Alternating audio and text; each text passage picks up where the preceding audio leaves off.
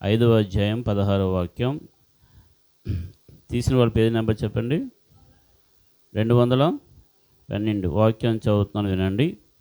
మీ పాపములను ఒకరితో ఒకడు ఒప్పుకొనుడి, మీరు స్వస్థత పొందినట్లు ఒకరి కొరకు ఒకరు ప్రార్థన చేయుడి. నీతిమంతుని విజ్ఞాపన మనఃపూర్వకముదై బహు బలమగలదై యుండును. నాతో పాటు చెప్పండి. నీతిమంతుని విజ్ఞాపన మనఃపూర్వకమునదై బహు బలమగలదై ఉండును. దేవుడు తన వాక్యం ద్వారా మనలను దర్శించును గాక. స్తోత్రం. ఒకసారి పెట్టి సింగ్ డిస్టర్బ్ చేయకు. Hallelujah, praise God. స్తోత్రాలు. Mighty God, holy Jesus, glory, స్తోత్రాలు, స్తుతి. రైట్. విజ్ఞాపన. వినండి జాగ్రత్తగా, జాగ్రత్త వినండి. బయట ఎవరు కూర్చున్నారు? బయట ఎవరు కూర్చున్నారు?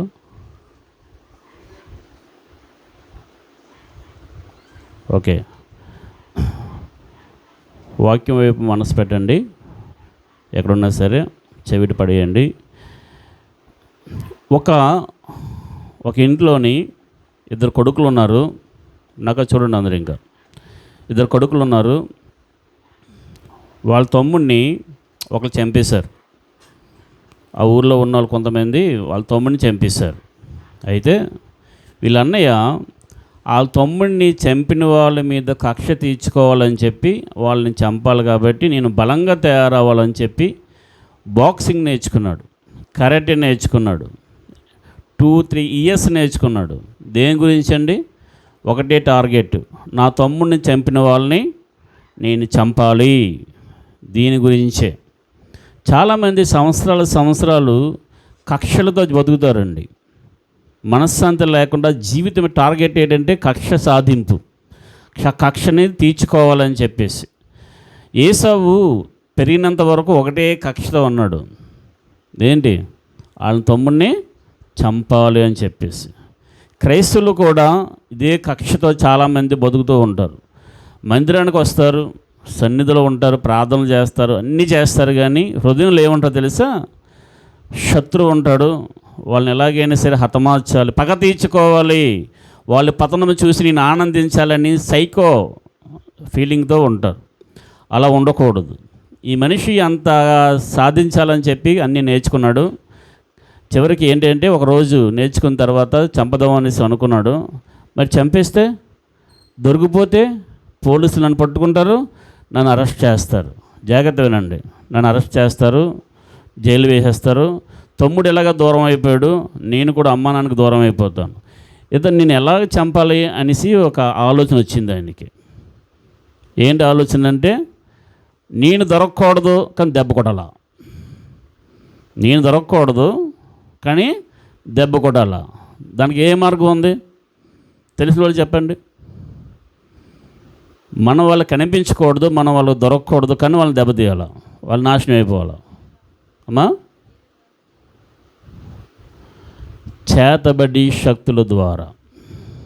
దేని ద్వారా? చేతబడి చేయడం ద్వారా. చాలామంది మీదకి చేతబడి చేస్తూ ఉంటారు. ఎందువల్ల తెలుసా? వాళ్ళు నాశనం అయిపోవాలని, వాడు డెవలప్ అయిపోయాడు, కృంగిపోవాలని. సెల్లంగీలు, చేతబడులు కొంత డబ్బిచ్చి ఆ మాంత్రికులకి చేతబడి చేపిస్తూ ఉంటారు. మనం వాళ్ళకి కనిపించాం, వాడి వల్ల ఇది జరిగిందని ఎవరికీ తెలియదు. అలాగా మాంత్రిక శక్తుల ద్వారా జరుగుతుంది. అయితే ఈ మనిషి ఏం నేర్చుకున్నాడు తెలుసా? చేతబడి చేయడం నేర్చుకున్నాడు. నెంబర్ 1 ఏం నేర్చుకున్నాడు? బాక్సింగ్, కరాటేలు నేర్చుకున్నాడు. వాళ్ళని చంపాలని చెప్పి దృఢంగా ఉండాలి, ఎంతమందినైనా సరే ఈజీగా మనం కొట్టి చంపేయాలనేసి. కానీ దాని ద్వారా నేను దొరికిపోతానని ఊహించుకొని నెక్స్ట్ ఏం చేశాడు? చేతబడి చేయించడం కాదు, తానే మాంత్రికుని అయిపోతే, నేనే మాంత్రికుని అయిపోతే ఎలా ఉంటుందని చెప్పి ఒకళ్ళని అలా వెళ్తూ ఉంటే ఒక ఆయన చూసి, రా నీకు నేర్పిస్తానని చెప్పి తీసుకెళ్ళి నేర్పించాడు. ఆ గురువుగారిని మించిన గురువుగారు అయిపోయాడు ఈయన. జాగ్రత్త వినండి. అయితే వీళ్ళ అమ్మగారు, ఎవరమ్మగారు? ఈ ఇద్దరు కొడుకుల యొక్క తల్లి చక్కగా దేవుని సన్నిధికి వెళ్ళి ప్రార్థన చేస్తున్న తల్లి. హల్లెలూయా చెప్పండి ఒకసారి. హల్లెలూయా. ఆవిడ ఎప్పుడు కూడా ప్రార్థన చేస్తుంది. నా చిన్న కొడుకు ఎలాగా చచ్చిపోయాడు, ఉన్న పెద్ద కొడుకునైనా సరే రక్షించి ప్రభువా, కాపాడు ప్రభువా, నీ సన్నిధికి రావాలి ప్రభువా అని ప్రార్థన చేస్తూ ఉంది. మనం తీసుకున్న కాన్సెప్ట్ ఏంటి? నీతిమంతుడి విజ్ఞాపన మనపూర్వదై బహు బలమగలదై ఉండును. నువ్వు చేస్తున్న విజ్ఞాపన ఎంత బలంగా ఉంటుందో మీ ముందు కొన్ని సాక్ష్యాధారాలు పెట్టాలని ఆశపడుతూ ఉన్నాను. ఈ మొత్తం నేర్చుకున్నాడండి. నేర్చుకొని ఇంకా బాగా పాండిత్యం సంపాదించుకుని అందులోని ఇంకా అది పెడదామని వెళ్ళే లోపల ఆకాశం నుండి ఒక వెలుగు వచ్చి అతన్ని తాకింది. దెబ్బ కిందన పడ్డాడు. కింద పడి మనశ్శాంతి లేక ఎన్నున్నా సరే మనశ్శాంతి లేకపోతే ఏం లాభం? ఏముండదు కదా. మనశ్శాంతి లేక సరే మా అమ్మ చర్చికి వెళ్తుంది కదా, నేను వెళ్తానని చెప్పి చర్చికి వెళ్ళి కూర్చున్నాడు. చర్చిలోకి వెళ్ళి కూర్చోగానే మనశ్శాంతి వచ్చిందంట. హల్లెలూయా, హల్లెలూయా. సరే మా అమ్మ దగ్గరికి వెళ్ళి సంవత్సరాలు అయిపోయింది. బాక్సింగ్ కరాటలు నేర్చుకొని ఎక్కడ ఉన్నవాడు, తర్వాత మాంత్రిక విద్యలు నేర్చుకుని ఎక్కడ ఉన్నాడు. 4 సంవత్సరాలు ఏంటంటే స్నానం చేసి ఆయన.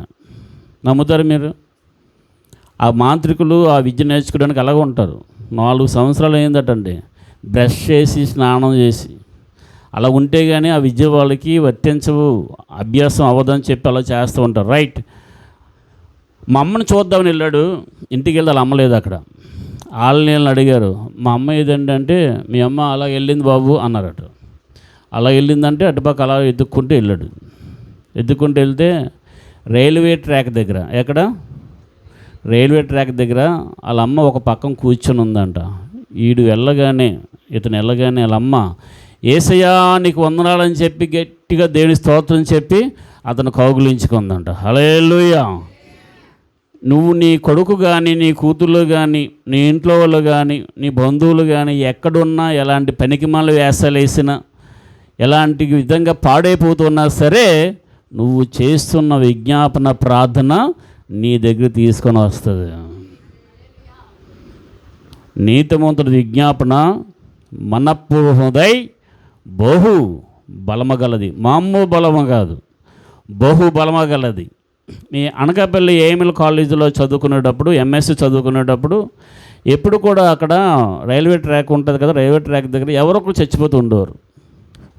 ఆ ట్రైన్ వెళ్తూ ఉంటే పట్టాల మీదకి వెళ్ళిపోవడం, పడిపోవడం, చచ్చిపోవడం.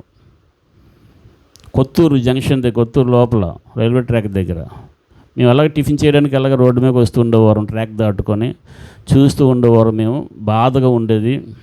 మేము ఏం చేసేవారు అంటే అక్కడ ప్రేయర్ సెల్ స్టార్ట్ చేసాం. డిగ్రీ వాళ్ళ దగ్గర ఒకటి, పీజీ వాళ్ళ దగ్గర ఒకటి, మా క్యాంపస్ దగ్గర ఒకటి, వాళ్ళ క్యాంపస్ దగ్గర ఒకటి, నైట్ 8 o'clock to 9 ఒకటి, 9 to 10 ఒకటి ప్రేయర్ సెల్ స్టార్ట్ చేసాం. 4, 5 లేదా ఒక 6, 7 అలాగా. తమ్ముడు రారా ప్రార్థన చేద్దామని చెప్పి ప్రార్థన చేసేవారు. మా ప్రార్థనలో మెయిన్ పాయింట్ ఏంటంటే, ప్రభువా అక్కడ సూసైడ్స్ జరుగుతూ ఉన్నాయి, ట్రాక్ దగ్గర అంతే అనేక మంది చచ్చిపోతున్నారు ప్రభువా, ఎలాగైనా మీరు ఆపండి. ఇదే ప్రేయర్ పాయింట్. ఎలాగైనా మీరు ఆపండి. రోజు ప్రార్థన చేస్తున్నాం, రోజు విజ్ఞాపన చేస్తున్నాం, రోజు చేతులు పట్టుకొని ప్రార్థన చేస్తున్నాం. చెయ్యిగా మేము నమ్ముతున్నాం. ఏం జరిగింది తెలుసండి? ఇక్కడ నుండి జోడుగుల జంక్షన్ అంత దూరం ఉంటుంది. అంత దూరం రైల్వే ట్రాక్ పక్కన చాలా ఎత్తున పెద్ద గోడ కట్టేశారు. ఎవరో కూడా ఆ ట్రాక్ మీదకి వెళ్ళడానికి వీలు కుదరదు. అలాగ పెద్ద గోడ కట్టేశారు. అలా కట్టడం వల్ల ఏమైంది అంటే సూసైడ్స్ అన్నీ ఆగిపోయాయి. దేనికి స్తోత్రం చెప్పండి.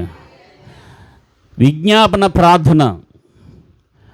నేను గూగుల్ మీట్ ప్రార్థన పెట్టాను, గూగుల్ ఆన్లైన్ ప్రార్థన పెట్టాను. రోజు 8 నుండి 9 వరకు. ఎందుకు పెట్టాం? ఈ ప్రార్థన ఉట్టిగా పోతుంది అనుకుంటున్నారా? చాలామంది గూగుల్లో ప్రార్థనలోకి ఏంటంటే మాకు పనులు ఉన్నాయని కొంతమంది, మేము ఎలాగ ప్రార్థన చేసుకుంటున్నామని కొంతమంది, బిజీ అయిపోతున్నాం కొంతమంది, పిల్లలతో అవ్వట్లేదు కొంతమంది, బోల్డ్ విషయాలు చెప్తున్నారు. అవన్నీ షాకులని నేను చెప్పట్లేదు, కానీ నువ్వు చేస్తున్న టైం కేటాయించి చేసిన విజ్ఞాపన ప్రార్థన ఏం చేస్తుంది అంటే అనేకమైన జీవితాలని బాగు చేస్తుంది, అనేక మంది కన్నీళ్ళని తుడుస్తుంది, అనేక మంది చచ్చిపోకుండా ఆపుతుంది, నరకానికి పోకుండా ఆపుతుంది. మాకు బిజీయే, మేము బిజీగా ఉంటాం. ఎందుకు టైం కేటాయించాలి? ఎంఎస్సి చదువుకునేటప్పుడు ఎందుకు నా ఒక ప్రేయర్ సెల్లో చేసుకుని సరిపోద్ది, నేను ప్రేయర్ చేసుకుంటే సరిపోద్ది. ఎందుకు అలా గుంపులుగా కూర్చోబెట్టి ప్రార్థనలో నడిపించేవాడిని? వాళ్ళందరూ ఇప్పుడు గొప్ప లీడర్స్గా తయారైపోయారు. హల్లెలూయా, హల్లెలూయా. నేను చదువుకున్న రోజుల్లోనే చాలామంది రక్షణలోకి వచ్చారు. కొంతమంది సేవకులు అయిపోయారు, పాస్టర్లు అయిపోయారు. నేను ఎంఎస్సి చదువుకుంటున్న దినాల్లో నువ్వు ఏ స్థితిలో ఉన్నా నువ్వు దేవుని యొక్క ఆత్మలను దేవుని వద్దకు నడిపించాలి. నువ్వు చదువుకుంటున్నావా, చదువుకుంటూనే ఆత్మను నడిపించాలి. పని చేసుకుంటున్నావా, పని చేసుకుంటూనే దేవుని యొక్క సన్నిధికి ఆత్మను నడిపించాలి. హల్లెలూయా, హల్లెలూయా. చెప్పాలి. నీతిమంతుని విజ్ఞాపన మనఃపూర్వకమై బహు బలమగలదై ఉండును. ఒకరోజు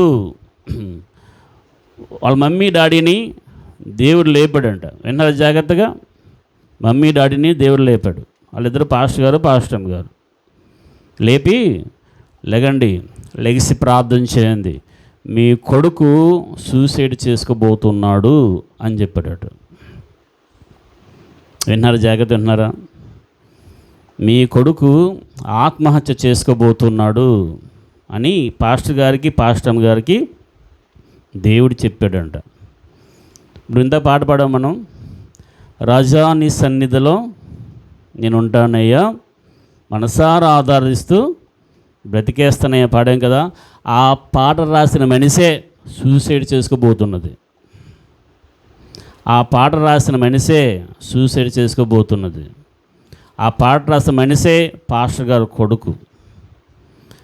పాస్టర్ గారు కొడుకు అయినప్పటికీ దరిద్రంగా బతికాడు, ఘోరంగా జీవించాడు, లోకంలో ఉన్న వ్యసనాలన్నీ ఆయనలో పెట్టుకున్నాడు. చివరికి మనశ్శాంతి కోల్పోయి ఎన్ని ఉన్నా సరే తృప్తి లేక జీవితాన్ని ముగించుకుందామని డిసైడ్ అయిపోయాడు. ఏది ఎక్కడ జరిగినా సరే, ఏమి జరగబోతున్నా సరే మన దేవుడికి సమస్తం తెలుసు కాబట్టి వాళ్ళని లేపి, ఇదిగో నీ కుమారుడు సూసైడ్ చేసుకోబోతున్నాడు, లెగిసి ప్రార్థన చేయండి అనగానే లెగిసి, మీకు చాలాసార్లు అర్ధరాత్రి తెలివి వస్తుంది. అందరూ చెప్పండి ఒకసారి. అర్ధరాత్రి మెలకు వస్తుంది. మెలకు వచ్చి నిన్న లేచి మా ఫోన్ చూసుకోవడం కాదు, దరిద్రం దాని పేరు. యాపిల్ ఫోన్ అయినా, వివో ఫోన్ అయినా, ఒప్పో అయినా, కొప్ప అయినా, దాని పేరు ఏం పేరు పెట్టాం మనం? దరిద్రం. దాని వైపు చూడకూడదు. నిద్ర రావట్లేదని చెప్పి సెల్తో అలా గడపడం కాదు. నిద్ర రావట్లేదంటే అర్థం తెలుసా? నువ్వు ప్రార్థన చేయవలసిన అవసరత, విజ్ఞాపన చేయాల్సిన అవసరత ఉంది కాబట్టి దేవుడిని నిద్ర లేకుండా చేశాడు. హల్లెలూయా. మొద్దుకే విషయంలో దేవుడు న్యాయం చేయాలి కాబట్టి, ప్రతిఫలం ఇవ్వాలి కాబట్టి ఆ రాజుకి నిద్ర లేకుండా చేశాడు. అర్థమవుతుందా మీకు? నిద్ర రావట్లేదని చెప్పేసి సెల గోక్కుని ఉండకండి. పచ్చి భాషలో చెప్తే కొంచెం ఇది వస్తుందని చెప్తున్నాను. సెల గోక్కొని, గోకడం ఆపండి. దాన్ని ప్రార్థన చేయడం నేర్చుకోండి, విజ్ఞాపన చేయడం నేర్చుకోండి. ఎవరి గురించి విజ్ఞాపన చేయాలో దేవుడు నీకు చూపిస్తాడు. నువ్వు ప్రార్థన చేస్తుండగా నీ ముందుకు నిలబడిపోతారు వాళ్ళు. అనుభవంలోకి రండి, అనుభవంలోకి వెళ్ళండి, పరిశుద్ధాత్మ అనుభవంలోకి వెళ్ళండి. నువ్వు చూడాలా దర్శనాల్లోని, దేవునికి స్వరం వినాలి, నువ్వు దేవుని ఆత్మ పొందుకోవాలా. ఈ ఆత్మ ఈ అనుభవంలోకి వెళ్ళాలా. ఎప్పుడు కూడా టప టప టప ప్రార్థన చేసేసి 10 నిమిషాలు చేసేసి పారిపోవడం, పడుకుని పోవడం ఇది కాదు. అనుభవం నుండి అనుభవంలోనికి వెళ్ళాలా. కనిపెట్టి ప్రార్థన చేసే పరిస్థితిలోకి వెళ్ళాలా. స్తోత్రం చెప్పండి. నీతిమంతుడి విజ్ఞాపన మనఃపూర్వకమై బహు బలమగలదే ఉండును. ఒకసారి ఒక ఆయన ఒక ఊరు వెళ్ళాడు. గొప్ప సాక్షి సమూహం ముందు పెడుతున్నాను. ఎంత గొప్ప సాక్షి సమూహం మేఘం వల్లే మనల్ని ఆవరించి ఉన్నందున సులువుగా చిక్కులు పెట్టే పాపాన్ని విడిచిపెట్టి విశ్వాసం కర్త దాన్ని కొనసాగించి వాడైన యేసు వైపు మనము చూడబోతూ ఉన్నాం. ఈ యొక్క సాక్షి సమూహం ముందు పెడుతున్నాను, జాగ్రత్త వినండి. ఒకసారి ఒక ఆయన ఊరు వెళ్ళాడు. ఊరు వెళ్తే వాళ్ళ మమ్మీ డాడీని మార్నింగ్ 3 గంటలు లేపాడు దేవుడు. ఎన్ని గంటలకి? 3 గంటలు లేపాడు. 3 గంటలు లేపి లెగండి, ప్రార్థన చేయండి, మీ కొడుకు గురించి ప్రార్థన చేయండి అన్నాడట. ఆయన రైల్వే స్టేషన్కి వెళ్ళి జర్నీలో ట్రైన్ ఎక్కబోతూ కాలు జారి పడిపోయాడు. ఏమైంది? ట్రైన్ ఎక్కబోతూ కాలు జారి పడిపోయాడు. తనకి ఊహ లేదు, స్పృహ లేదంట. కాసేపటికి ఎక్కడ ఉన్నాడో తెలుసా? ఒడ్డున ఎక్కడ పడేసి ఉన్నాడు, ప్లాట్ఫామ్ మీద పడేస్తున్నాడు. ఆయన అంటాడు, నాకు తెలిసి నాకు జరిగింది, నీ లోనకి వెళ్ళిపోవాలి, పట్టాల్లోనికి వెళ్ళిపోవాలి, కానీ ఎవరో నన్ను తీసుకొని ఒడ్డున పెట్టినట్టు నాకు అనిపించింది, అంతే, ఉన్నది నాకు స్పృహ లేదు అని చెప్పాడు. ఆయన ఎవరో కాదు, మా చిన్న బావమరిది డానీ. దేవుడు చెప్పింది ఎవరికో కాదు, మా అత్తగారికి మా మామగారికి. లేకండి, 3 గంటలు వేసి ప్రార్థన చేయండి, నీ కుమారుడికి యాక్సిడెంట్ అవబోతూ ఉంది, అయితే మీరు చేసిన విజ్ఞాపన ద్వారా ఏం చేస్తానంటే ఆ కీడును తప్పిస్తానని చెప్పి దేవుడు ఆ కీడును తప్పించాడు. తప్పకుండా దేవుడు మహిమపరిచాడు. నీ విజ్ఞాపన, నువ్వు చేసిన ప్రార్థన విజ్ఞాపన ఆషమాషిది కాదు, ప్రాణాలని కాపాడుతుంది, మరణం రాకుండా తప్పిస్తుంది, ఊపిలోకి వెళ్ళకుండా లేవనెత్తుతుంది. నిర్లక్ష్యంగా ఉండొద్దు. దేవుని సన్నిధిలో విజ్ఞాపన చేయండి, అది బహు బలమగలది. హల్లెలూయా. యేసు ప్రభు ఒక డ్యూటీ ఎన్నుకున్నాడు. అర్థమవుతుంది నా భాష? యేసుక్రీస్తు ప్రభు వారు ఒక డ్యూటీ ఎన్నుకున్నాడు. ఇక్కడ ఉన్న వాళ్ళు ఒక్కొక్కరిది ఒక్కొక్క డ్యూటీ కదా. కొంతమంది హౌస్ వైఫ్స్గా ఉంటారు, వర్క్ ఫ్రమ్ హోమ్గా ఉంటారు, ఒక్కొక్కరిది ఒక్కొక్క డ్యూటీ ఉంటుంది. యేసుక్రీస్తు పరలోకంకి వెళ్ళిపోయిన తర్వాత ఒక ఉద్యోగం ఎన్నుకున్నాడంట. ఏం ఉద్యోగం అది? తీయండి. యేసు ప్రభు ఎన్నుకున్న ఉద్యోగం ఏంటి?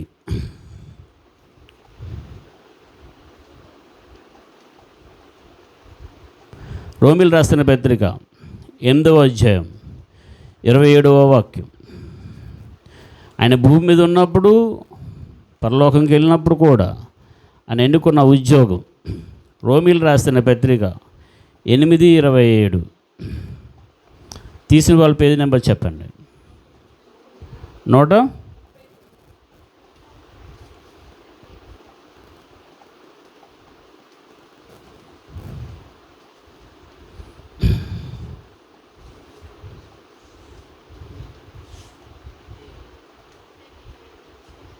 తీశారు అందరూ?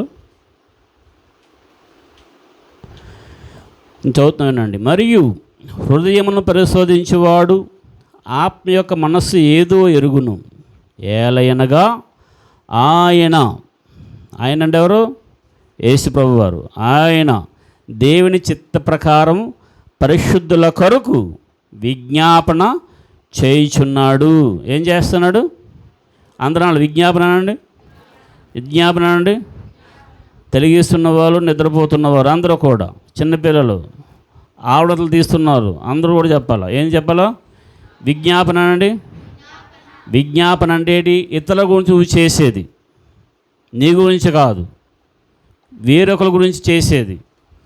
అది వేరే దేశమా, వేరే జనమా, పాపిష్టి లోకమా, ఎవరైనా సరే ఇతరుల గురించి చేసేదాన్ని విజ్ఞాపన అంటారు.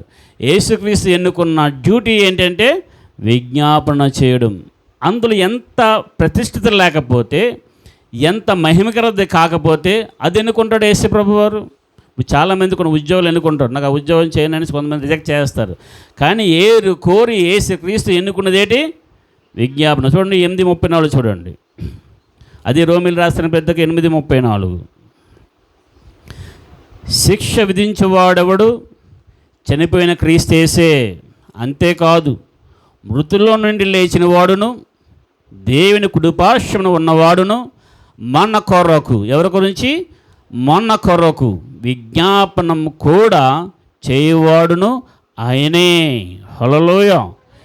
మన గురించి జాగ్రత్త వినండి. యేసుక్రీస్తు ప్రభువారు పరిశుద్ధుల గురించి విజ్ఞాపన చేస్తాడు. లోకంలో అందరి గురించి విజ్ఞాపన చేయడు. లోకంలో పాపులందరి గురించి విజ్ఞాపన చేయడు. మీరు పాపులందరి గురించి ఎవరు విజ్ఞాపన చేయాలా? నువ్వు నేను చేయాలా?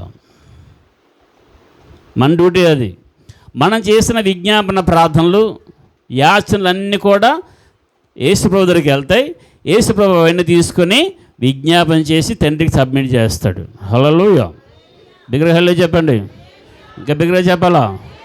నీతిమంతుని విజ్ఞాపన మనఃపూర్వముదై బహుబలమగలై ఉండును. ఆ తల్లి చేసిన విజ్ఞాపన ప్రార్థన ఆ మాంత్రికుని మార్చేసింది.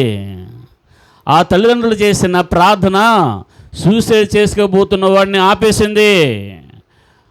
మా అత్తగారు మామగారు చేసిన ప్రార్థన కొడుకు యాక్సిడెంట్లో పడకుండా కాపాడింది. హల్లెలూయా, హల్లెలూయా.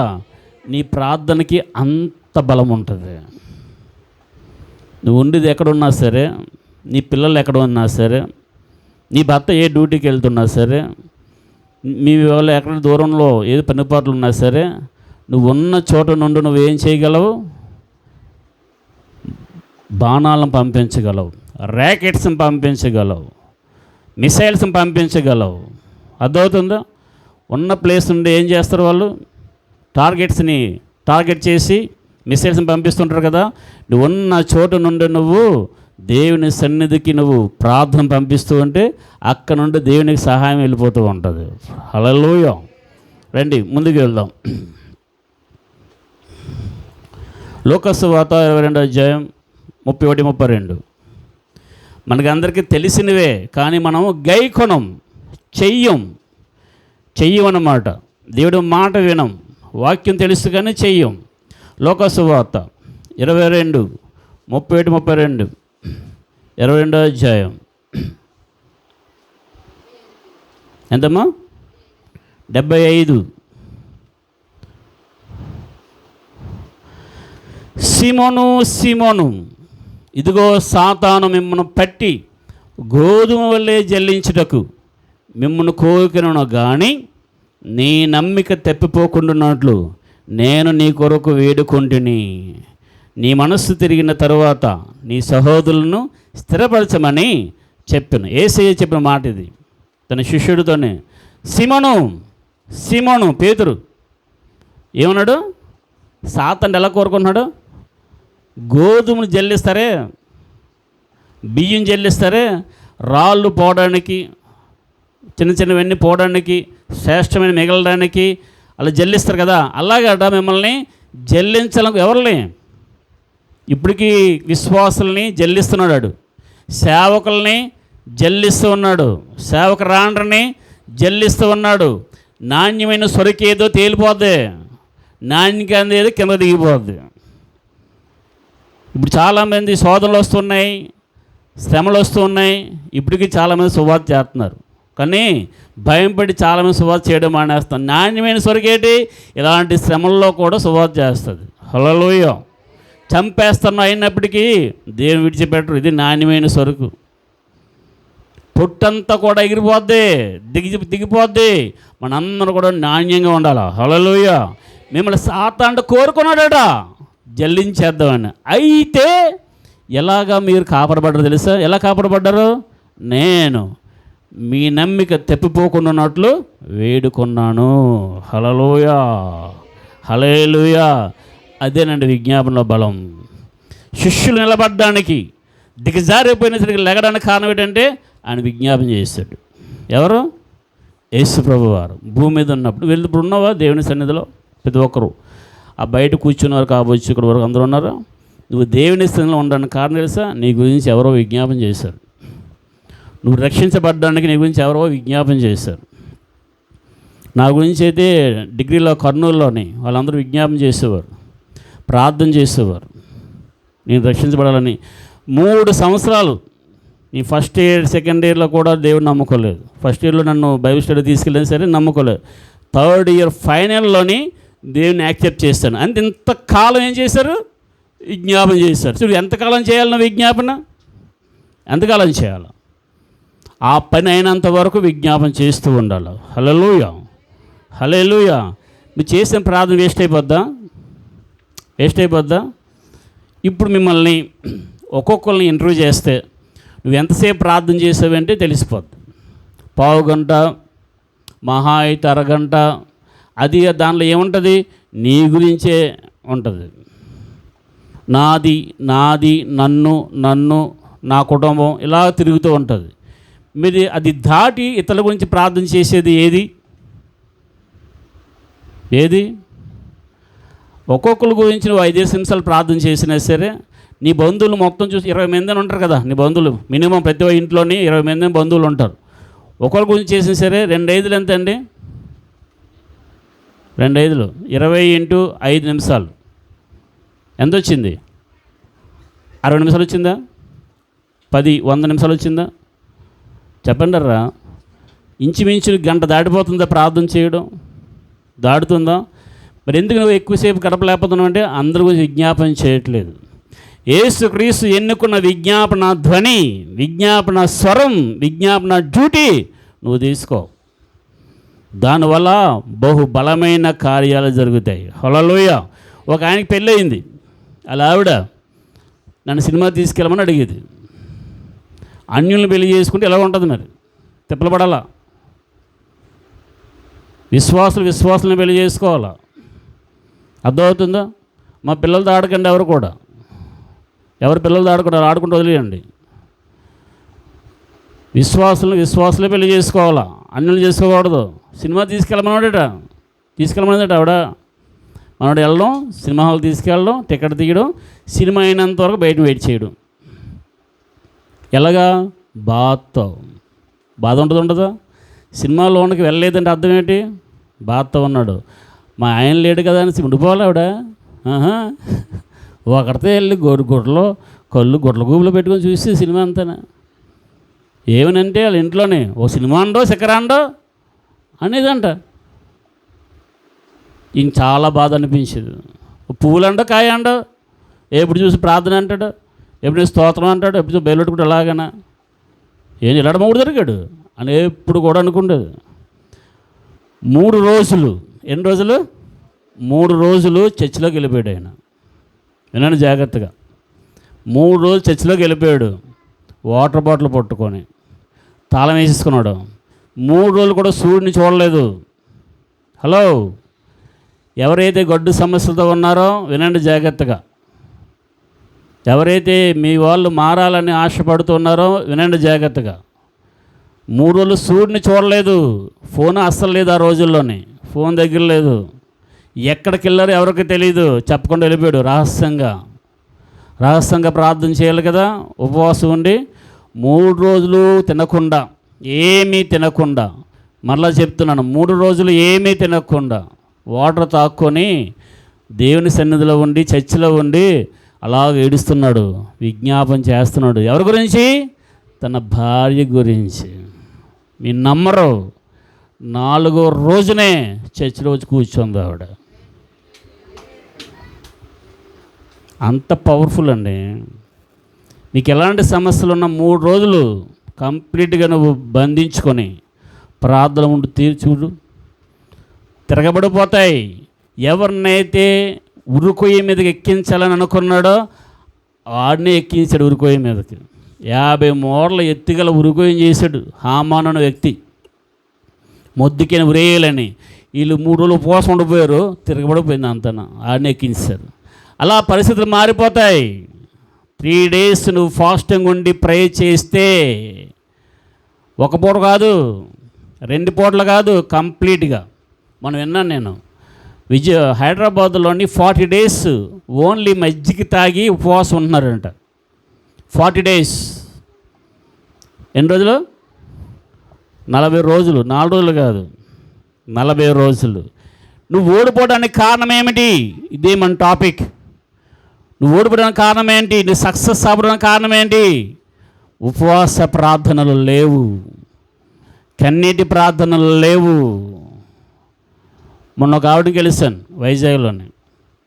ఆవిడ బాగా ప్రేయర్ సెల్స్ నడిపిస్తుంది, బాగా వాక్యం చెబుతుంది. అంతకుముందు వాక్యం చదివేది కానీ వెళ్ళి ప్రార్థన చేశాక రోజుకి 10 అధ్యాయాలు చదవడం స్టార్ట్ చేసింది. వాక్యం బాగా చదువుతుంది. మొన్న ఆవిడకి ప్రార్థన చేస్తే దేవుడు బయలుపరిచింది నాకు, వాళ్ళ తమ్ముడు అస్సలు మారట్లేదు అన్నా, మా తమ్ముడు గురించి ప్రార్థన చేయండి అంటుంది ఆవిడ. బోళ్ళు మాట్లాడుకున్నాం. వినండి జాగ్రత్తగా, ప్లీజ్ కాన్సన్ట్రేషన్. అయితే మాట్లాడకూడదు. అయితే దేవుడు చెప్పాడు, నువ్వు ఉపవాసం ఉండట్లేదని దేవుడు చెప్తున్నాడు అన్నాను నేను. అన్నా నిజమే, నేను ఉపవాసం ఉండి 4 సంవత్సరాలు అయింది అన్నది ఆవిడ. ఎన్ని సంవత్సరాలు? ఇక్కడ ఉన్న వాళ్ళు ఎంతమంది ఉపవాసం ఉండి ఎంతకాలం అయింది? 3 days ఉపవాసం ఉండి ఎంతకాలం అయింది? అసలు ఉన్నారు ఎప్పుడైనా 3 రోజులు? 3 రోజులు ఉపవాసం ఉండడానికి 3 చెరువులు నీళ్ళు తాగుతారు. నా డ్యూటీ ఉందన్నా, నా పని ఉందన్నా, పిల్లలు తాగుదన్నా, నీ బంధకాలు అలాగే ఉంటాయన్నా, నీ సమస్యలు అలాగే ఉంటాయన్నా, ఏమి మారో. విధేయత. దైవ సేవకుడు చెప్పాడంటే విధేయత చూపించాలి. చెప్తే మాట వింటారు పంతులు, అది ఎరగొట్టి ఇది పక్కట్టంటే మాట వింటారు. సేవకుడు మాట అంటే అలాగే చెప్తారు పైన పాట. ఆ బిడ్డ అయితే నాకు ఫోన్ చేసి, అన్నా ఇది 2వ రోజు నేను ఉపవాసం ఉన్నాను అన్నది. హల్లెలూయా చెప్పండి. ఇది 2వ రోజు. 4 సంవత్సరాలు అయిపోయినా సరే నా శరీరం సహకరిస్తుందని ఆలోచించకుండా సేవకుడు చెప్పాడని చెప్పేసి లోబడి ఉపవాసం ఉన్నది 3 days కంప్లీట్గా. మన దగ్గరికి వెళ్ళాం, దేవుడు చెప్పాడు 7 రోజులు మీరు ఉపవాసం ఉండి ప్రార్థన చేయండి అని చెప్పాం సేవకులకి. నేను ఫోన్ చేశాడు సేవకుడు, పాస్టర్ గారు మీరు చెప్పినట్లుగా 7 రోజులు ఉపవాసం ఉండి ప్రార్థన చేశామండి, చాలా వరకు క్లియర్ అయిందండి అన్నారు. హల్లెలూయా. నీ ఓటమికి కారణం ఏమిటి? అర్థమవుతుందా? నువ్వు ఓడిపోవడానికి కారణం ఏమిటి? నీ దరిద్రతకి కారణం ఏమిటి? దేవుడికి ఇవ్వాల్సింది ఇవ్వకపోవడం. సమయం ఇవ్వాలి, నీ యొక్క ధనాన్ని దేవుడికి ఇవ్వాలి. అర్థమైందా? కంప్లీట్గా నీ హృదయాన్ని దేవుడికి ఇవ్వాలి. దశమ భాగాలు దేవుడికి సమర్పించకుండా ఉండడం వల్ల శాపం తెచ్చుకుంటున్నారు క్రైస్తవులు. నాకు ఆ ఇబ్బంది ఉంది, ఈ సమస్య ఉంది. కోర్స్ ఉంటే ఉంటాయి, కానీ దేవుడు ఏమని తెలుసా? అది శాపకరమైనది. శాపం నీ దగ్గర ఉంచుకోవద్దు. ఆ శాపం నా మీద వేసేయని దేవుడు అంటున్నాడు. నేను నీ గురించి శాపం అయిపోయాను, నేను నిన్ను ఆస్వాదిస్తానని దేవుడు చెప్పాడు. నువ్వు ఓటమికి కారణం ఏమిటి? నువ్వు ఓడిపోవడానికి కారణం ఏమిటి? నెంబర్ 1 విజ్ఞాపన ప్రార్థన. హల్లెలూయా చెప్పిన దగ్గరగా ఆ స్త్రీ మారిపోయి తన భర్త కంటే గొప్ప ప్రార్థనాపరులు అయిపోయింది. నువ్వే సమస్యలో ఉన్నా, ఏ శోధనలో ఉన్నా సరే విజ్ఞాపన చేయండి. సమయం పెట్టుబడి పెట్టండి. ముందుకు వెళ్తాను.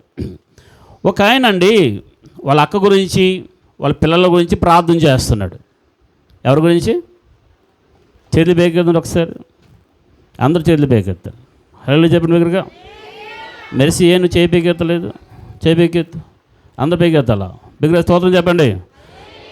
రైట్.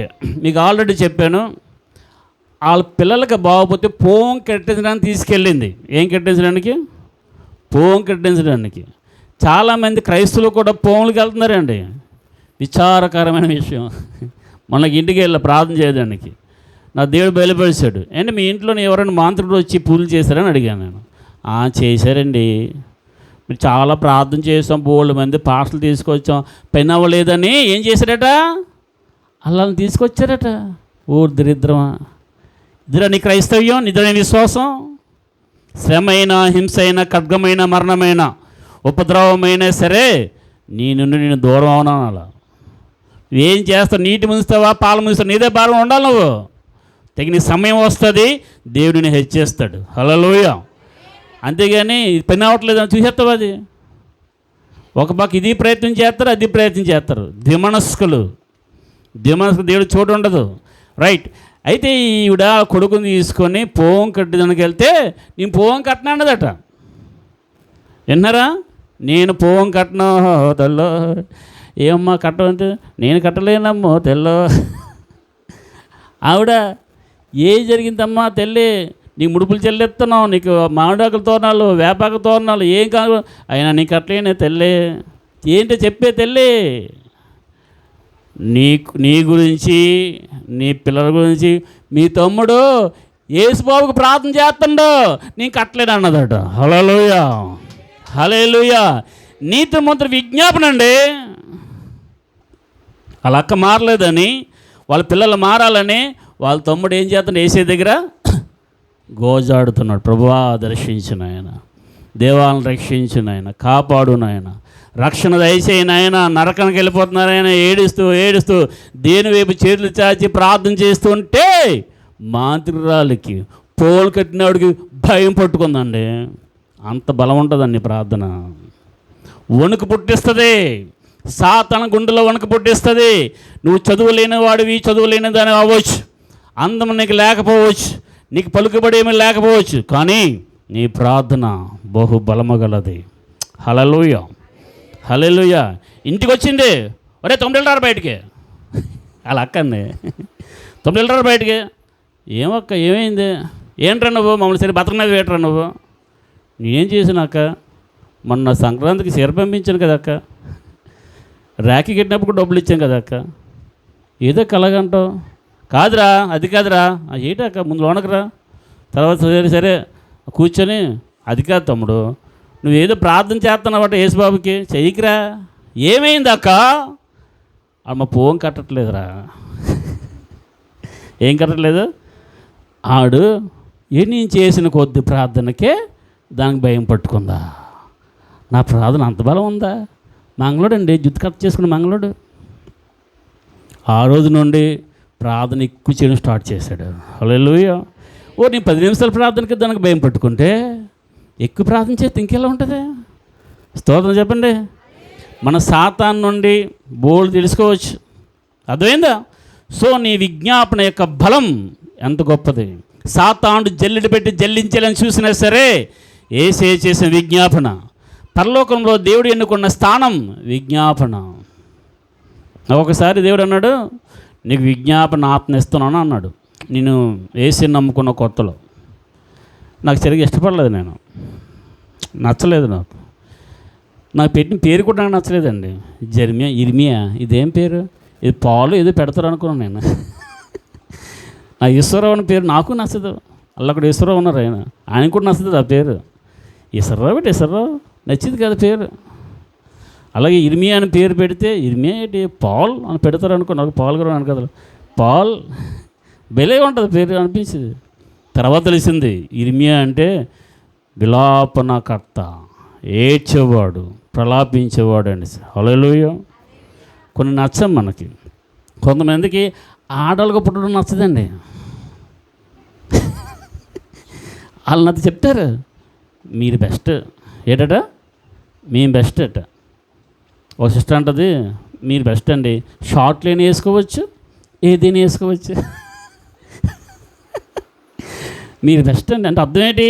ఆవిడకి షార్ట్ వేసుకుని ఉందేమో, అంతేనా అర్థం? మీకు బెస్ట్ షార్ట్ వేసుకోవచ్చు అర్థం ఏంటండి? మీరు బెస్ట్ అలాగ ఫ్రెండ్స్తో తిరగవచ్చు అంటే అర్థం ఏంటి? ఈవిడికి కూడా నేను మగాడిని అయితే అలా తిరగవచ్చు, బళ్ళు మీద ఎగరవచ్చు, బీచ్ అంటే కేకలు వేయచ్చు. అర్థమే కదండి. అర్థమైందా? దేవుడు నిన్ను ఏ స్థితిలో ఉంచాడో ఆ స్థితిలోనే తృప్తి కలిగిన నేర్చుకోండి. హల్లెలూయా. ప్రైజ్ లార్డ్ చెప్పండి ఒకసారి. హల్లెలూయా. అపోస్తుల కార్యాలు, ఈ క్లోజింగ్కి వచ్చేసాను. 12వ అధ్యాయం. అపోస్తుల కార్యాలు 12వ అధ్యాయం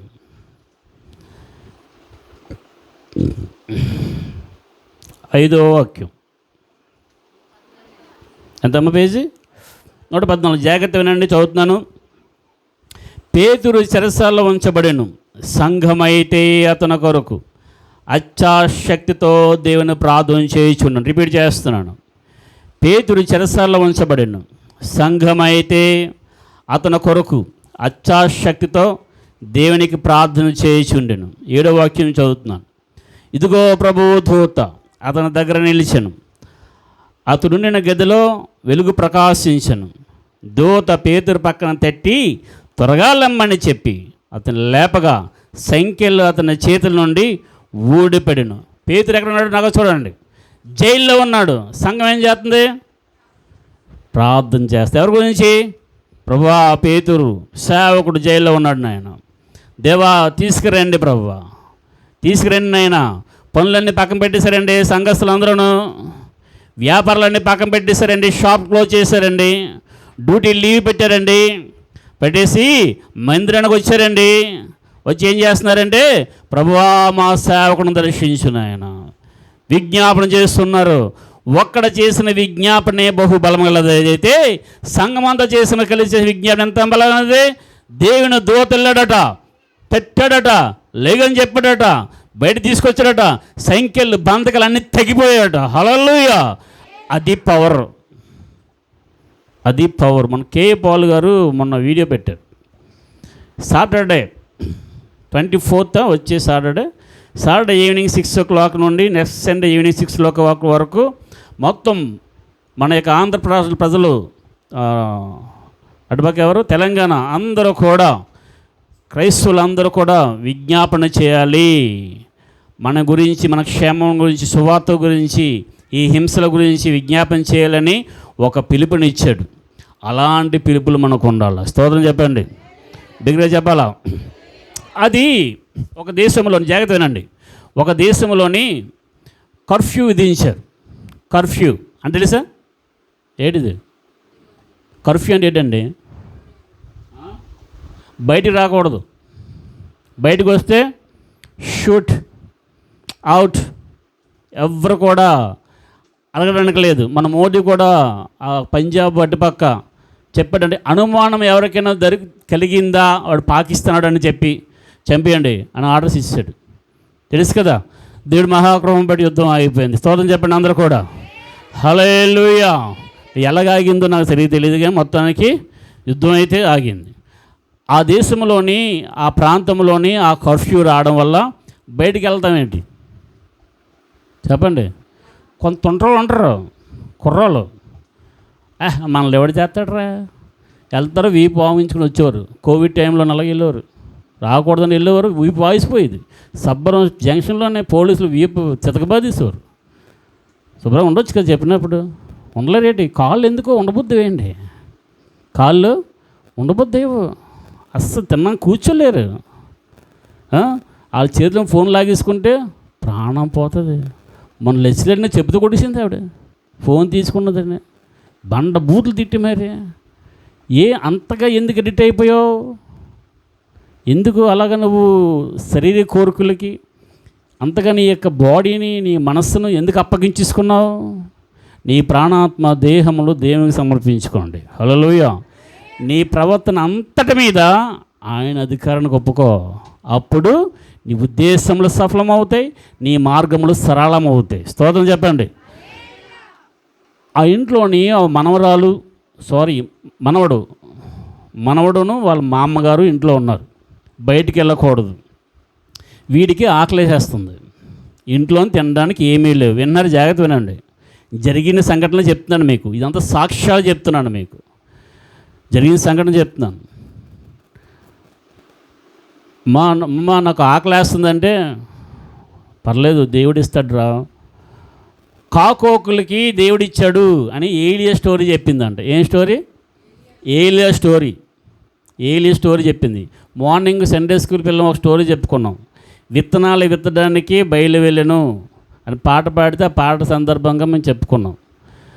ఏలియా స్టోరీ చెప్పింది. ఏలియాని దేవుడు ఎలా పోషించాడు చెప్పండి రా? కాకుల ద్వారా పోషించాడు. ఏంటి తెచ్చాడు? నువ్వైనా తెచ్చుకోవేమో మాంసం. రోజు మాంసం తినేవాళ్ళు ఇక్కడ ఉన్నారండి ఎవరైనా? రోజు మాంసం తినేవాళ్ళు, ఒక పూట కాదు, పొద్దున్న సాయంత్రం. వాళ్ళు డల్ అయిపోయారు బ్రదర్, అలా ఉంటే బాగుండేసి. పొద్దున్న సాయంత్రం మాంసం తినేవాళ్ళు లేవు ఇక్కడ, అవునా కదా? పొద్దున్న సాయంత్రం సేవకుడికి మాంసం తినిపించాడు దేవుడు. ఎవరి ద్వారా? స్తోత్రం, హల్లెలూయా. పొద్దున్న మాంసమే, సాయంత్రం మాంసం, పొద్దున్న రొట్టె, సాయంత్రం. టైం తెచ్చేదండి, టైం మిస్ అయ్యేది కాదు, టైం తెచ్చేది. అక్కడ వాగు ఉంది, అక్కడ నీళ్ళు కూడా లేకపోతే నీళ్ళు కూడా పంపించలేమో దేవుడు ఎలాగా. ఆయనకి ఏంటి అసాధ్యం చెప్పండి? అన్నీ సాధ్యమే. హల్లెలూయా. ఆ రాళ్ళ వల్ల అబ్రహాముకి పిల్లలు పుట్టించేస్తాడు. దీనివల్ల? రాళ్ళు వల్ల. అవును, నేను దేవుడును. స్తోత్రం. రైట్, జాతనండి. కాకుల ద్వారా దేవుడు పోషించాడు, మనకు కూడా కాకులు పంపిస్తాడు అన్నదంట. మరి పిల్లలకి ఎలా చెప్తాం? అవునా కదా? పిల్లలకి ఎలా చెప్తాం? కాకులు వస్తాయి, కాకులు తెత్తలేరా, కొంచెం ఓపిక పట్టు అని ఆ పిల్లల్ని బుజ్జగిస్తుంది వాళ్ళ మామ. బుజ్జగించి ఏం చేస్తుంది? మోకలేసి కన్నీటితో ప్రార్థన చేస్తుంది. ప్రభువా నాయనా, బయటికి వెళ్ళలేం, పోలీసులు తిరుగుతున్నారు గన్నులు పట్టుకొని, AK-47s. బయటకు వచ్చారా, అవుట్ షూట్. ఈ బాబు ఏం చేసి తెలుసా? కిటికీ దగ్గరికి వెళ్ళాడు. కిటికీ ఓపెన్ చేసాడు. ఓపెన్ చేసి అలా బయట చూస్తాడు. ఎందుకు చెప్పలా? కాకులు వస్తాయని. నిజండి, చిన్నపిల్లలు చూసి నేర్చుకోవాలి మనం. నమ్ముతారు వాళ్ళు, అంత విశ్వాసం ఇస్తారు వాళ్ళు, ఉన్నట్టుగా చెప్తారు వాళ్ళు. మొన్న ఒక అబ్బాయి సాలేం రాజు దగ్గరకు వచ్చి, 12 సంవత్సరాల అబ్బాయి, సాలేం రాజు పాస్టర్ గారు నాకు బాప్టిజం ఇవ్వండి అన్నాడట. ఏమన్నాడు? నీకెందుకురా బాప్టిజం? అప్పుడు ఇస్తాను లేరా పెద్ద కంటే. ఏమనలేదు సాబ్బాయి, నేను పెద్ద అయ్యే వరకు బతుకుతానని మీకు గ్యారంటీ ఇస్తారా పాస్టర్ గారు అన్నాడట. ఇది సాలేం రాజు గారు చెప్తే విన్నాను నేను, ఒక షార్ట్ చూశాను. నేను పెద్ద అయ్యే వరకు బతుకుతానని మీకు గ్యారంటీ ఇస్తారా పాస్టర్ గారు అన్నాడట. ఆయనకి మాటలు లేవట. ఆయనకి నా ఆత్మకు మీరు లెక్క చెప్పుకుంటారా పాస్టర్ గారు అని అడిగాడట. అందరి ముందు నేను ఆ అబ్బాయిని గౌరవించి ఘనపరిచి తండ్రి కుమార పరిశుద్ధాత్మ నామంలో బాప్టిజం ఇచ్చారట. స్తోత్రం చెప్పండి. మొన్న ఒక కాల్ వచ్చింది ఒక హైదరాబాద్ నుండి. వాళ్ళ అబ్బాయి కర్ణాటక కలకట్టాలో ఎక్కడ ఉన్నాడంట. మొబైల్కి అడిక్షన్ అయిపోయాడంట. తన గురించి ప్రార్థన చేయండి అని చెప్పింది. నేను ఇలా ప్రార్థన చేయగా దేవుడు నాకు విషయం బయలుపరిచాడు. ఆ అబ్బాయి అలా పాడైపోవడానికి కారణం వాళ్ళ అమ్మనట. నేను చెప్పిస్తాను, అమ్మ నీ వల్ల అబ్బాయి పాడైపోయాడంట, ఏంటి సంగతి, మీ అబ్బాయికి బాప్టిజం ఇచ్చావని అడిగాను నేను. అడిగితే లేదండి, వాడు 6వ తరగతి చదువుకున్నప్పుడే బాప్టిజం అడిగాడు. ఇప్పుడు 6వ తరగతి చదువుకున్నప్పుడే బాప్టిజం అడిగాడు, ఇప్పుడెందుకు లేరా నీకు అని నేనే ఆప్షనండి అంది. వాడు పుట్టగానే దేవుని సేవ చేస్తాడనేసి సేవకు సమర్పించిందంట. సేవకుడు అవుతాడు ప్రభువా, సేవలో చేస్తాడని. కానీ ఇప్పుడు వాడు సేవలో లేడు. ఈ విషయాలన్నీ చెప్పాను ఆయనకి. కాబట్టి పిల్లల్ని సక్రమైన మార్గంలో నడిపించిన బాధ్యత తల్లిదండ్రులుగా మనకుంది. ఈ బాబు వెళ్ళి అలా కిటికీ ఓపెన్ చేసి చూస్తూ ఉంటే విన్నారా, పోలీసుడు వచ్చాడట. పోలీసుడు ఎందుకు? ఎవరు బయట కనిపించకూడదు, కిటికీ కూడా తీయకూడదు, ఏం చేయకూడదు అసలు. వచ్చి ఏయ్ ఎవరు నువ్వు, క్లోజ్ ద విండో అన్నాడు పోలీసుడు. స్టార్ట్ చేసాడట ఏడుపు. మా బామ్మ చెప్పింది, మా అమ్మమ్మ చెప్పింది, నాకు ఆకలేస్తుంది, కాకులు వస్తాయని చెప్పింది. ఏంటిది అంటే స్టోరీ అంతా చెప్పాడట. ఇలాగ ఆకలేస్తుంది, చాలా రోజులు అయింది మేము తిని, ఇంట్లో ఏమీ లేవు. ఇలాగా ఏలి అనే వ్యక్తికి కాకులతో వచ్చి భోజనం అది పెట్టాడట, ఫుడ్ పెట్టాడట, మాంసం పెట్టాడట యేసయ్య. అలాగే కాకులు వస్తాయని చూస్తున్నాననేసి అంటే ఆ యొక్క సైనికుడు కళ్ళంట నీళ్ళు తెచ్చుకొని వెళ్ళిపోయాడట. వెళ్ళిపోయి పెద్ద పార్సల్ తీసుకుని వచ్చాడట. పెద్ద పార్సల్, అందులోని 4 రోజులకి సరిపడే సరుకులు ఉన్నాడు అందులోనే. హల్లెలూయా, హల్లెలూయా. మంచి మంచి బన్స్, కేక్స్, ఐస్ క్రీమ్స్ మొత్తం అన్నీ అందులో పెట్టి ఇచ్చి, నువ్వు ఎదురు చూస్తున్న ఆ కాకి నేనే అన్నాడట. హల్లెలూయా, హల్లెలూయా. లోన మా అమ్మ ఏం చేస్తుంది? విజ్ఞాపన ప్రార్థన చేస్తూ ఉంది, దేవుని సన్నిధిలో ఏడుస్తూ ఉంది. కాకుల ద్వారా పోషించిన దేవా మమ్మల్ని పోషించలేవా? ఆ కాకి యూనిఫామ్ వేసుకున్న నేనే ఆ కాకిని అన్నాడంట ఆ పోలీస్. హల్లెలూయా, హల్లెలూయా. ఏంటండి అసాధ్యం నువ్వు ప్రార్థన చేస్తే? లేని చోట సమృద్ధినిచ్చే దేవుడు అండి నీ దేవుడు. లేని ఉన్నట్టుగా పిలిచేవాడు అండి నీ దేవుడు. శూన్యం కాసి చూసి కలునుగాక పలికినవాడు నీ దేవుడు. దరిద్రం నీ ఓటమికి కారణం అంతా ఏంటంటే ప్రార్థన లేదు, ఉపవాస ప్రార్థన లేవు, కుటుంబ ప్రార్థనలు లేవు, కన్నీటి ప్రార్థనలు లేవు. ఎగిరిపోయాన్ని ఉస్కాకి, కాకిల ద్వారా పోషిస్తాడు దేవుడు, కానీ నీ ప్రార్థన ఉస్కాకి. పట్టుమని 10 నిమిషాలు కూడా ప్రార్థన చేయలేని బ్రతుకులండి క్రైస్తవులవి. స్తోత్రం చెప్పండి ఒకసారి. హల్లెలూయా. నేను చివరికి వస్తాను, చాలా జాగ్రత్త ఉండండి. నేను చివరికి వస్తాను. బక్ సింగర్ గురించి ఎంతమంది తెలుసు? బక్ సింగర్ అంటే నాకు తెలుసండి, అన్నది చేయలేదండి. బక్ సింగర్ సేవకుడు, వెరీ గుడ్. ఒక మీటింగ్స్ అవుతున్నాయి అక్కడ, ఫుడ్ లేదు వాళ్ళకి. ప్రార్థన గదిలోకి వెళ్ళి ప్రార్థన చేస్తున్నాడు. ఈ లోపల పాస్టర్లు అందరూ వచ్చి, అయ్యగారు మీటింగ్ అయిపోవచ్చింది కానీ భోజనం ఏం లేదు, రైస్ ఏమీ లేదు, ఏమీ లేదు అయ్యగారు అనేసి అంటున్నారు. దేవుడు సాయం చేస్తాడు, మీరు మీరు కంటిన్యూ అవ్వండి అన్నాడు. ఈ ప్రార్థనలో ఉన్నాడు ఆయన. కాసేపటికి పెద్ద వ్యాన్ వచ్చింది, మీ అందరికి తెలిసే విషయం. పెద్ద వ్యాన్ వచ్చింది. హూ ఇస్ బక్సింగ్ హియర్ అని అంటే ఆయన ప్రార్థనలో ఉన్నారు అనేసి అంటే ప్లీజ్ కాల్ హిమ్ ఆయన పిలిచారు. ఏంటంటే ఇక్కడ దగ్గరలో ఒక పెళ్ళి అయిందండి, పెళ్ళి అయింది. కొన్ని కారణాలు బట్టి ఆ పెళ్ళి ఆగిపోయింది. అందువల్ల ఈ ఫుడ్ అంతా క్యాటరింగ్ అంతా ఆర్డర్ ఇచ్చిస్తాం, అదంతా వచ్చేసింది. ఎవరు కూడా బాత్ ఎవరు తినలేదు, ఎందుకంటే పెళ్ళి అయిపోయిందని చెప్పి వచ్చులు ఎవరు కూడా తినలేదు బాత్, అందరూ వెళ్ళిపోయారు. ఈ ఫుడ్ వేస్ట్ అయిపోతుంది, ఎవరో చెబితే ఇక్కడ ఏదో మీటింగ్ అవుతుందనేసి విన్నాం, కాబట్టి ఈ ఫుడ్ అంతా దయచేసి ప్లీజ్ మీరు తీసుకోండి అనేసి అంటే ఓకే వెల్కమ్ అని చెప్పి లోనకి తీసుకొచ్చి ఆ ఫుడ్ అంతా అందరినీ రెడీ చేయండి, కూర్చోబెట్టండి అని చెప్పి ఆ యొక్క విశ్వాసులు సేవకులు అందరూ కూడా సమృద్ధిగా మంచి పెండ్లి విందు భోజనం తిన్నారట. హల్లెలూయా. ఏమనుకుంటున్నారు? విశ్వాసానికి పరీక్ష అండి. విశ్వాసం సన్నగిల్లకూడదు, దిగజరపకూడదు. ఇంకా అవ్వట్లేదు ఏంటి అలా చెన్నారట. సరే ఇంకా అయిపోయింది, ప్రార్థన అయిపోయింది, ప్రార్థన మెసేజ్ కూడా అయిపోయింది, ఇంకా ఏమీ సహాయం అందట్లేదంటే లేదు, ఇంకొంచెం ప్రార్థన చేయించండి, ఇంకొంచెం విజ్ఞాపన చేయించండి అనేసి అంటున్నాడంట. అలాగ మన జీవితంలోని సన్నగిలిపోకూడదు. ఇంకా చెయ్యి, ఇంకా అవ్వలేదా ఇంకా చెయ్యి, ఇంకా అవ్వలేదా ఇంకా చెయ్యి, ఇంకా అవ్వలేదని చెప్పి అయిపోకూడదు. ఇంకా అవ్వదు అని అయిపోకూడదండి. చెయ్యాలా. నీ ప్రార్థనకి అంత బలం ఉంటుంది. ఎవరి ప్రార్థనకి? అందరూ అనండి, నా ప్రార్థన అనండి. నా ప్రార్థన అని నాతో చెప్పు. అవును నా ప్రార్థనే, అవును నా ప్రార్థనే, నా విజ్ఞాపనే. ఈ దీనురాలు, ఈ దీనుడు మొరపెట్టగా యెహోవా ఆలకించును. చెప్పకూడదు, మహిమపరచను. ఎలాగ విజ్ఞాపన చేయాలో తెలుసా? ఎలా విజ్ఞాపన చేయాలో తెలుసా? 1వ రాజుల గ్రంథం 18వ అధ్యాయం.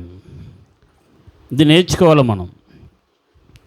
1వ రాజుల గ్రంథం 18వ అధ్యాయం బైబిల్లో చూడండి. మనకి ఎప్పుడు ఉన్న పనులే, లోకంలో పనులు, దేవుని సన్నిధిలో సమృద్ధిగా ఆత్మకి వాక్యాన్ని 18వ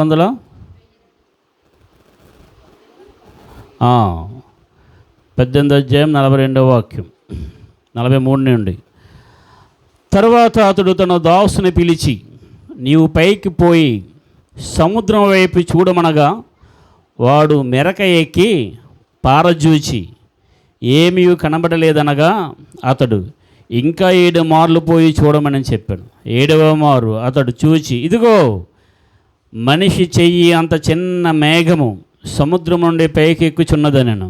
అప్పుడు ఏలియా, నీవు ఆహాబు దగ్గరకు పోయి నువ్వు వెళ్ళకుండా వర్షము నిన్ను ఆపకుండానట్లు నీ రథమును సిద్ధపరచుకొని పొమ్మని చెప్పుమని వానిని పంపాను.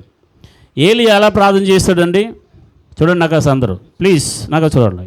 మోకాలు వేస్తాడు, పర్వతం మీదకి వెళ్ళిపోయాడు, మోకాలు వేస్తాడు, 2 మోకాళ్ళ మధ్య బుర్ర పెట్టుకున్నాడు, ప్రార్థన చేస్తాడు. ప్రభువా వర్షాన్ని పంపించు. ఏం పంపించు?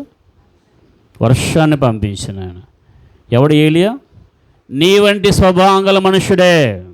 నీకున్న బాధలు ఆయనకు ఉన్నాయి, నీకున్న వేదన ఆయనకు ఉంది, నీకున్న ఒంటరితనం ఆయనకు ఉంది. కానీ ఆయన ఏం చేస్తున్నాడు? విజ్ఞాపన చేస్తున్నాడు. ఏం చేస్తున్నాడు? దేని గురించి చేస్తున్నాడు? వర్షం గురించి ప్రార్థన చేస్తున్నాడు. ప్రభువా వర్షాన్ని పంపించు అన్నాడు. పనివాడిని పిలిచాడు. నాకు చూడండి ప్లీజ్. పనివాడిని పిలిచాడు, రా పైకెళ్ళి ఏమైనా కనిపిస్తుందని చూడు. పైకి వెళ్ళాడు. ఎటువైపు చూడాలా? ఆకాశం వైపు చూడాలా. చూశాడు, ఎండ సూడు దంచేస్తున్నాడు, ఎండ కాస్తుంది. ఏమో ప్రార్థన అంటాడు అనుకోండి, ఏమో మనసులోనే వచ్చాడు. గురుగారు ఏమి లేవా? నిరాశ పడిపోలేదు ఏలియా. స్తోత్రం చెప్పండి. ఇంకా మళ్ళా విజ్ఞాపన చేస్తాం. ప్రభువా ప్రార్థన ఆలకించేవాడా, నా పేరు పెట్టబడిన జనులు ప్రార్థన చేస్తే దేశాన్ని స్వస్థపరుస్తున్నావు, ఇలా ఎన్నో తలంపులతో ప్రార్థన చేస్తున్నాడు. మళ్ళీ వెళ్ళరా ఏమన్నాడు, మళ్ళీ మెల్లి వెళ్ళాడు మనడు ఏం ప్రార్థన చేస్తాండే. పాస్టర్ గారు ప్రార్థన చేసి పక్కన ప్రార్థన చేయాలా చెప్పండి అర్రా? పాస్టర్ గారు ప్రార్థన పక్కన ఏం చేయాలా? ప్రార్థన సపోర్ట్ ఇవ్వాలా? సెల్ ఫోన్ పని కోరుకున్నాడు కదా, ఏది పనులు ఊసులు ఫోన్లు మాట్లాడుకుంటున్నాడు మనోడి పరిస్థితి. హలో చెప్పండి. పోనీ ఈ పని ఏం చేయరా? ఏ పని వెళ్ళి చూసిరారా? ఈ పని ఏం చేయరా బాబు? చూసి వచ్చాడు 7 మార్నింగ్ వల్ల ఏదో చూడండి అక్కడ 43 వాక్యం చదువుతున్నాను. తర్వాత అతడు తన దాసును పిలిచి, నీవు పైకి పోయి సముద్రం వైపు చూడమనగా వాడు మెరకెక్కి పారచూచి ఏమీ కనబడలేదనగా అతడు ఇంకా 7 మార్లు పోయి చూడమని చెప్పాడు. ఎన్ని మార్లు అండి? 44 వాక్యం. 7వ మారు అతడు చూచి, ఇదిగో మనిషి చెయ్యి అంత చిన్న మేఘము సముద్రము నుండి పైకి ఎక్కుచున్నది. నాక చూడండి, చెయ్యి ఎంత ఉంది? ఈ చెయ్యి ఎంత ఉంది? చిన్నదేనా? ఇదే చెయ్యి ఆకాశంలో కనిపిస్తే ఇక్కడికి ఎంత కనిపిస్తుంది? అక్కడ పెద్దది ఉండొచ్చు, ఈయన దూరం నుండి చూస్తున్నాడు కాబట్టి చెయ్యిలా కనిపించింది. ఇదిగో మనిషి చెయ్యి అంత, అరచెయ్యి అంత చిన్న మేఘం నాకు కనిపిస్తుంది అన్నాడు.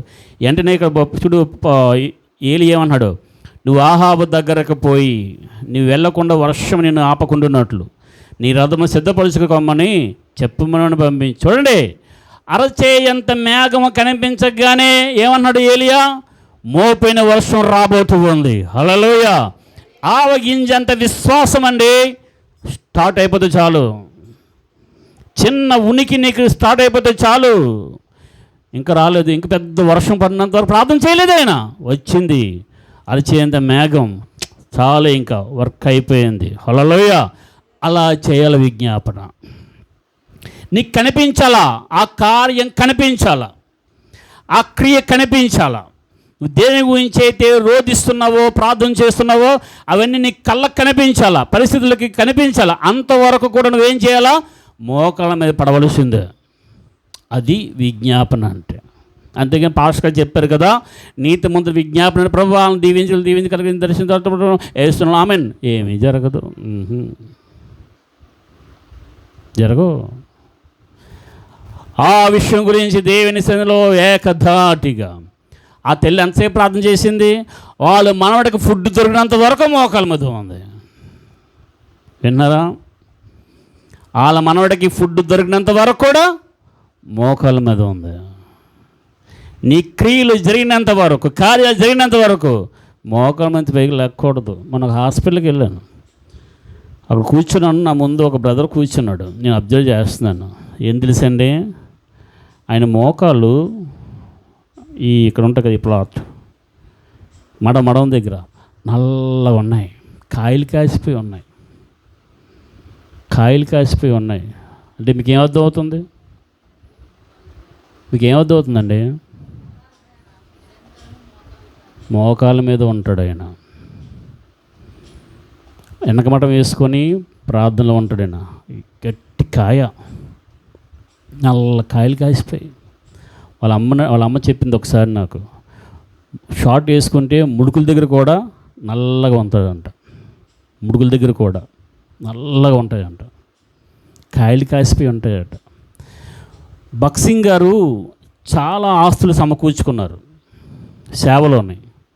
సిబిఐ రైడింగ్, ఎన్టీ రామారావు గారు సిబిఐ రైడింగ్ చేశారట ఆయన మీద. ఆయన అడిగారట, ఇంత సంపద, ఇంత ఆస్తి నీవు సేవలో ఉన్నాక ఏ ఉద్యోగం లేదు కదా, నీకు ఎలా వచ్చింది? ఏ అడ్డుదారంటే నువ్వు సంపాదించావు అన్నట్లుగా మాట్లాడారట. నీ సంపాదించిన ఈ ఆస్తి అంతా అంటున్నారా మీరు? రండి అని చూపించి, నాకు ఎక్కడి నుండి వచ్చింది చూపిస్తాను రండి అని ప్రార్థనా గదిలోకి తీసుకెళ్ళాడట. ఆయన చేస్తున్న ప్రార్థన దగ్గర 2 కాళ్ళు మోకాలు వేస్తాడు కదా, అక్కడ గుంటలు పడి ఉన్నాయంట. ఏంటి? గుంటలు పడి మోకాలు వేస్తే ఆ మోకాల యొక్క రాపిడికి అక్కడ ఉన్న గొచ్చు అరిగిపోయి గుంటలు పడి ఉందంట. అదిగోండి ఆ 2 గుంటలు ఉన్నాయి కదా, అందులో నుండి వచ్చింది అని చెప్పాడట. అదవుతుందా? సిబిఐ వాళ్ళకి చెప్పాడట, అతని జోలికి ఎవరు వెళ్ళకండి అని. గవర్నమెంటే భయపడిపోయిందంట. స్తోత్రం చెప్పండి. నువ్వు ప్రార్థన చేసేదానివి, ప్రార్థన ఉండగలిగేవాడివి అయితే నీకు దురాత్మ శక్తులు, సాతాన శక్తులు, ప్రభుత్వాలు ఏదైనా సరే నీకు భయపడవలసిందే, నీ ముందున మోకలేయవలసిందే. అలాంటి శక్తి ప్రార్థనకి, విజ్ఞాపనకి ఉంది. చెట్లు స్తోత్రం చెప్పండి. హల్లెలూయా. ఇంత గొప్ప సాక్షి సమూహం ముందు పెట్టాను. మాంత్రికులైన మార్చే శక్తి ఒక విధవరాలు తల్లి యొక్క ప్రార్థనకు ఉంటే మరి నీ ప్రార్థనకు ఎందుకు లేదు? సూసైడ్ చేసుకోబోతున్న వ్యక్తిని తన తల్లిదండ్రులు చేసిన ప్రార్థనకుంటే నీ ప్రార్థనకు ఎందుకు లేదు? యాక్సిడెంట్లు ఆపేది ఆఫ్టర్ స్టూడెంట్స్గా ఉన్న మేము, దేవుని నమ్ముకున్న కొత్త దినాల్లో ఉన్న మేము వచ్చి రాని ప్రార్థన చేస్తున్నాం. మా ప్రార్థనలు గ్రూప్ ప్రార్థనలు విని దేవుడు పెద్ద గోడని ఆ యొక్క ఇన్కమ్ సోర్స్ని పంపించి కట్టించగలిగితే నీ ప్రార్థనకి ఎందుకు చెయ్యడు? నువ్వు ఓటమికి కారణం ఏమిటి? నువ్వు ఓడిపోవడానికి కారణం ఏమిటి? నీ దరిద్రానికి కారణం ఏమిటి? నీ సక్సెస్ సాధించడానికి కారణం ఏమిటి? మీ అందరికీ అర్థమైంది. కళ్ళు మూసుకొని ప్రార్థన చేద్దాం.